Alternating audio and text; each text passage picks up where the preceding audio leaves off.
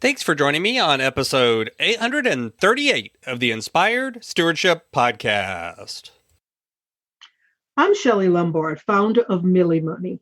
Learning how to invest will give you options for your future and to help others. Get inspired. One way to do that is to listen to this podcast, Inspired Stewardship, with my friend Scott Mader. The truth is, this kind of growth is often ignored by adults. We don't think of it as growing ourselves when we're doing those little things that we really need to concentrate on and do well. We don't think of that as useful ways of spending our time.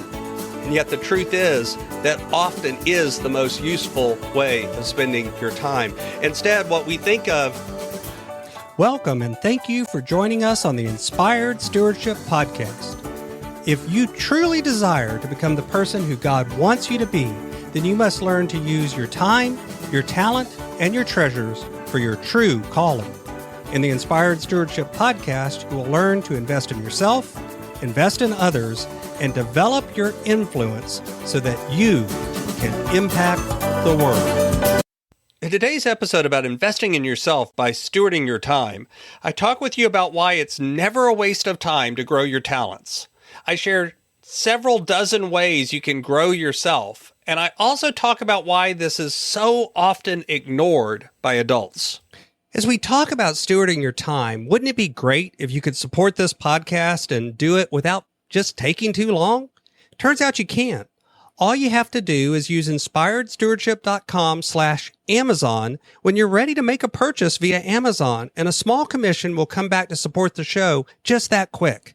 If you enjoy the show when you are ready to buy from Amazon, just use inspiredstewardship.com/Amazon. One of the things that's interesting about the world today is most of us, studies show, will have several different careers or jobs throughout our life. We'll go from task to task or job to job that use widely different skill sets. If you talk to people, the number of people that are still doing what they actually started doing when they graduated college is very few. And what's more, the work that we're doing requires more and more that you have a diverse set of skills when you come to that job, that you're able to work with people, you're able to cooperate with teams, you're able to actually work on technical tasks, you're able to think and problem solve. Many of these are skills that we aren't regularly taught directly in school. And I would say it's never a problem to constantly be focused on growing your talents. So back at the beginning of the pandemic, you probably saw a ton of posts about how when you come out of this period of self-isolation, you better have learned a new skill, you better have developed a new technique, you need to have learned a new language or done something else in terms of your work and your effort. But the truth is that a lot of times that was almost guilt-shaming people. If you don't do this, then you're not very productive, you're not a good person.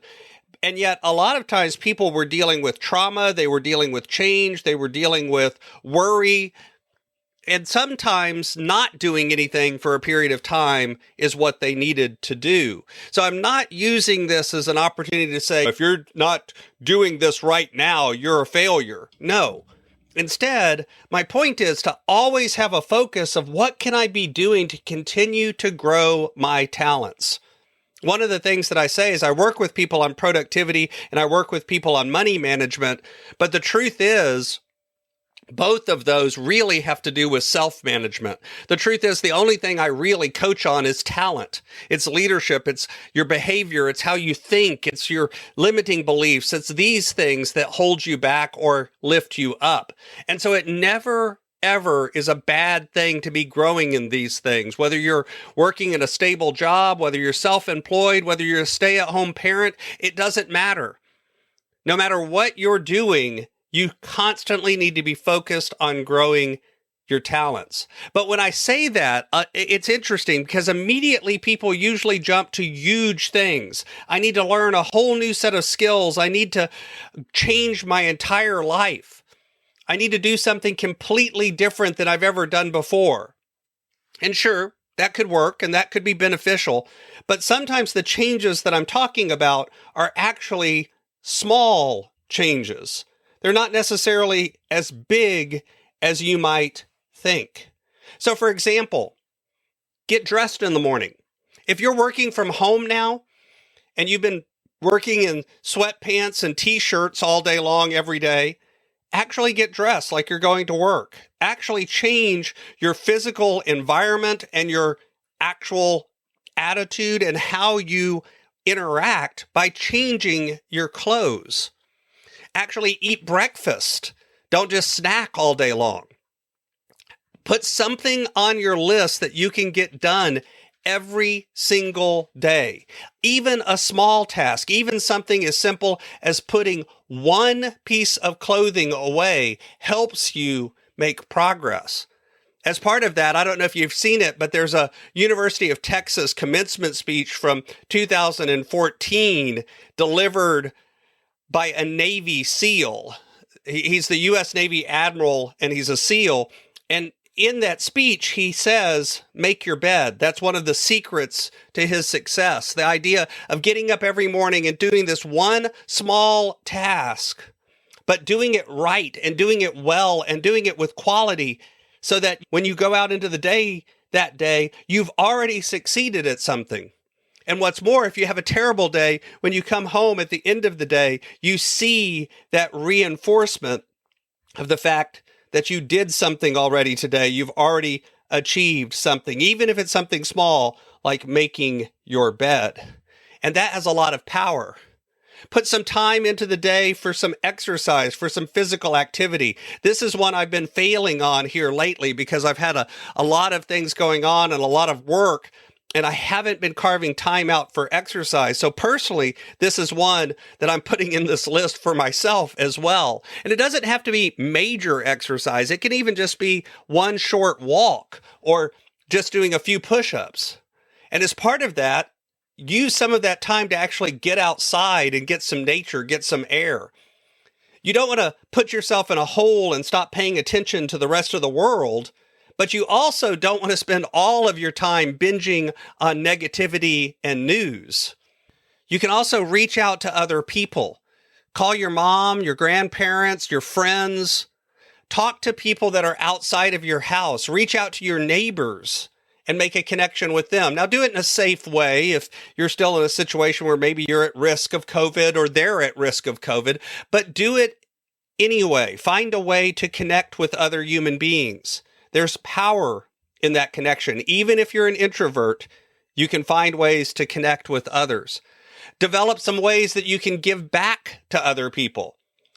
Continue to do your regular routine, including things like journaling, reading, studying, but also find ways that you can do and pay back to others in a generous way. Not necessarily with money, though it could be, but make sure that you're finding ways to help those around you.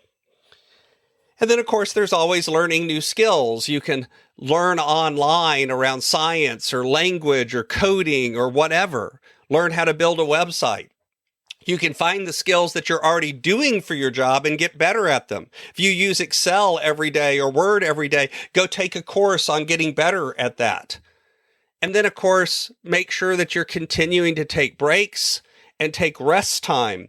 Because the truth is, that's one of the problems sometimes with working from home, is it blends into the day. And if you're going to work right now and you're one of the people that's able to leave, right now it feels like there's a lot of pressure to get a lot more done. And that's just happening more and more in today's world. So make sure you're actually taking your vacation time, taking breaks, taking time off, and doing those things that you need to for self-care as well.